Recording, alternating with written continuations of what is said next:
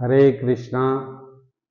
இன்னைக்கு நாம் பார்க்க இருக்கிறது பார்த்தீங்கன்னா இருதய சக்தி ஓட்ட பாதை ஹார்ட் சேனல்.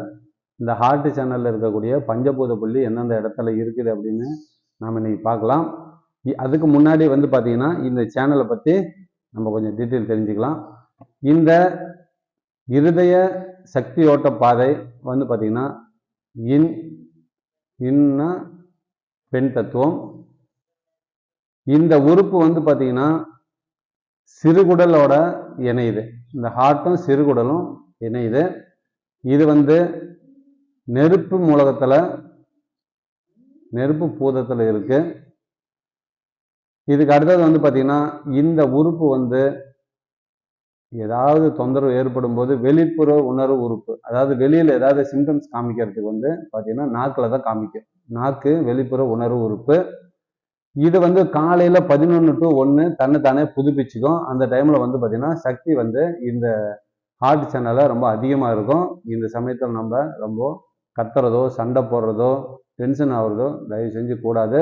அது ஹார்ட் அட்டாக் வரதுக்கு கூட அதிகமான வாய்ப்பு இருக்குது. அதுக்கடுத்து பார்த்தீங்கன்னா இதில் மொத்தம் 9 புள்ளி இருக்குது. 9 புள்ளியில் நாம் இன்னைக்கு பார்க்குறது வெறும் 5 புள்ளி மட்டும்தான். இது பஞ்சபூத புள்ளி. இந்த பஞ்சபூத புள்ளி ஒன்றும் ஏதாவது ஒரு பள்ளத்தில் தான் இருக்குது அப்படின்னு நான் சொல்லியிருக்கேன். இப்போ பார்த்தீங்கன்னா இந்த ஹார்ட் சேனல் பார்த்தீங்கன்னா சுண்டு விரலில் வெளிப்புறம். இது பார்த்தீங்கன்னா சுண்டு விரல் பக்கம் இருக்கிறது உள்பக்கம், பெருவிரல் பக்கம் இருக்கிறது வெளிப்பக்கம். இந்த நெகக்கண்ணை நான் சொல்கிறேன். இப்போ இந்த பக்கம் பெருவிரல் பக்கம் இருக்குது, அதனால இது வெளிப்புறம்னு சொல்கிறோம்.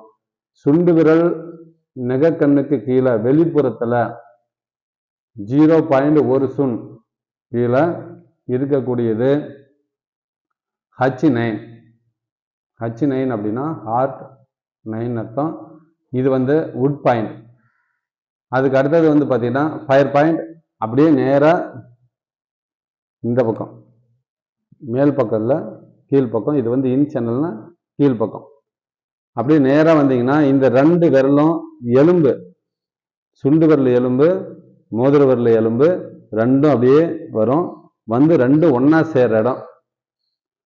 அந்த ஒன்னா சேர்ற இடத்துக்கு முன்னாடி ஒரு பள்ளத்துல இருக்குது. இது ஃபயர் பாயிண்ட் H8.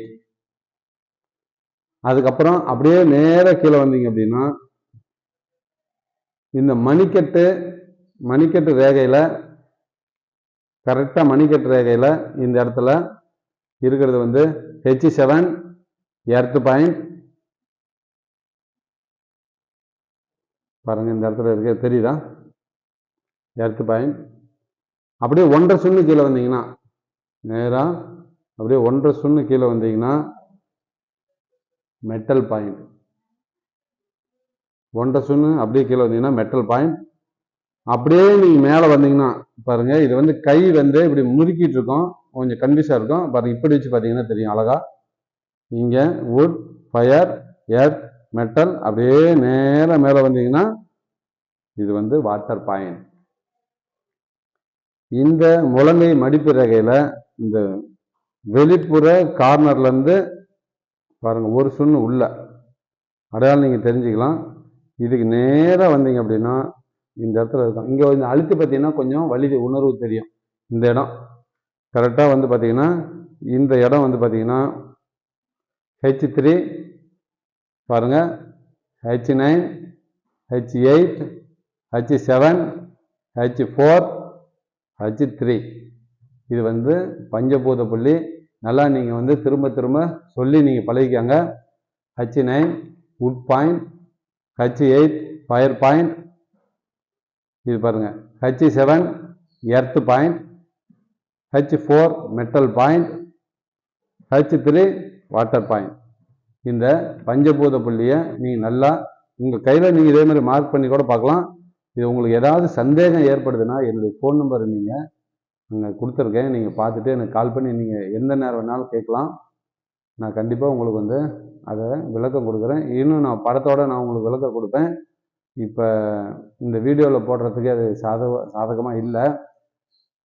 அதனால உங்களுக்கு சந்தேகம் யாருக்கு ஏற்படுதோ அவங்க நீங்க எனக்கு ஃபோன் பண்ணி கேட்டீங்க அப்படின்னா நான் அவங்களுக்கு அதை பற்றி விளக்கம் நான் அதிகமாக கொடுக்குறேன். தயவு செஞ்சு எல்லோரும் பாருங்கள், இதை படித்து கற்றுக்கங்க. யாரும் வந்து உங்களுக்கு இலவசமாக இந்த அக்குபஞ்சரை சொல்லிக் கொடுக்க மாட்டாங்க. நான் வந்து உங்களுக்கு சொல்லிக் கொடுக்குறேன், நீங்கள் தயவு செஞ்சு கற்றுக்கங்க. அதே